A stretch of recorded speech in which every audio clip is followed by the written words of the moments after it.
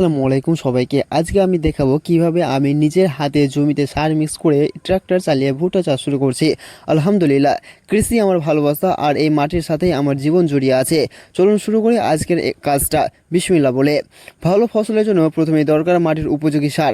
আমি আজকে urea, DOP, potash, ফুরাটন, phosphate আর জৈব সার। জৈব সারটা আমি আগেই দিয়েছিলাম।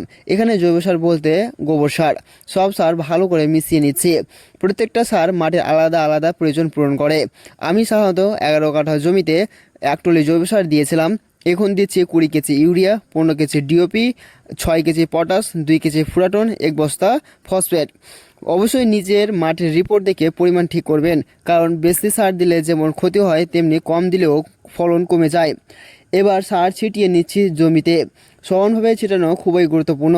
অনেকেই তাড়াহুড়ো করে, ফলে কিছু জায়গায় বেশি পড়ে, কিছু জায়গায় কম। এতে ফসল সমান হয় না। তাই আমি ধীরে ধীরে সার ছিটিয়ে পুরো মাঠটা ঢেকে দিচ্ছি। আরেকটা বিষয় খেয়াল রাখতে হয়, বাতাসের দিক। বাতাস উল্টো দিকে থাকলে আর সার উড়ে গিয়ে নষ্ট হয়ে যায়। তাই বাতাসের বিপরীতে কাজ না করাই ভালো। এবার ট্রাকটা চালানোর পালা। আমি সবসময় চেষ্টা করি অন্তত 2বার চাষ দিতে। প্রথমবার সার মাটির নিচে মিলিয়ে ফেলা, দ্বিতীয়বার মাটি নরম করে সমান করা।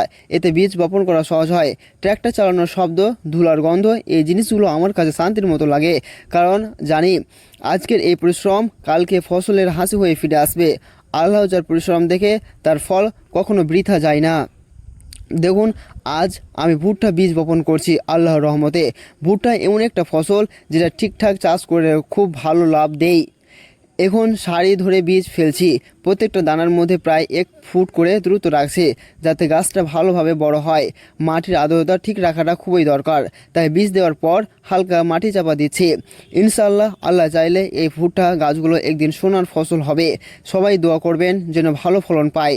বন্ধুরা, ভিডিওটা যদি ভালো লাগে একটা লাইক দিন আর চ্যানেলটা সাবস্ক্রাইব করে পাশে থাকুন। ইনশাআল্লাহ, পরের ভিডিওতে আবার দেখা হবে নতুন কিছু কাজ নিয়ে। আল্লাহ হাফেজ।